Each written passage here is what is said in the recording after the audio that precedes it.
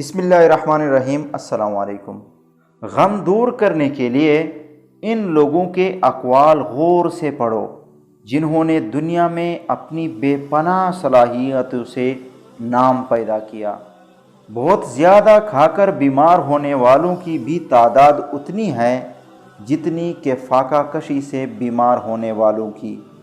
خود کو سنوارنے اور اپنی زندگی بہتر بنانے میں اس قدر مگن ہو جاؤ کہ دوسروں پر تنقید کے لیے آپ کے پاس وقت نہ ہو۔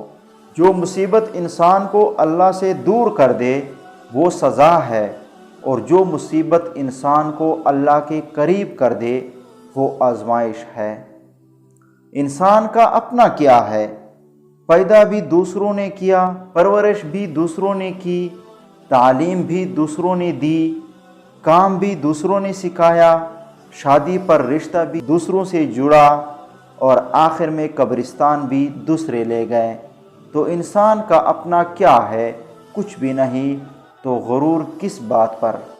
ہم تب نہیں سیکھتے جب چیزیں آسان ہوتی ہے، ہم تب سیکھتے ہیں جب ہم مشکلات کا سامنا کرتے ہیں۔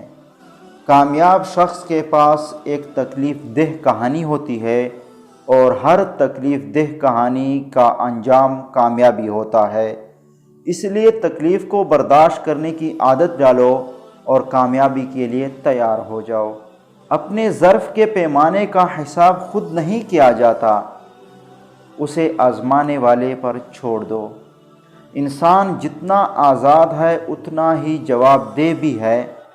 زندگی کے محدود ایام میں اپنے عمل، نیت اور نتیجے کے حوالے سے جواب دہ ہے۔ اگر تمہارا علم تم کو انسان سے محبت کرنا نہیں سکھاتا تو ایک جاہل تم سے 1000 درجے بہتر ہے۔ اپنی غلطی کا اعتراف کر لینا سب سے بڑی خصوصیت ہے۔ اس سے نفس میں پروان چڑھتی ہے اور تکبر کمزور ہوتا ہے۔ بعض لوگ کہتے ہیں کہ میں غلط بات بالکل برداشت نہیں کرتا۔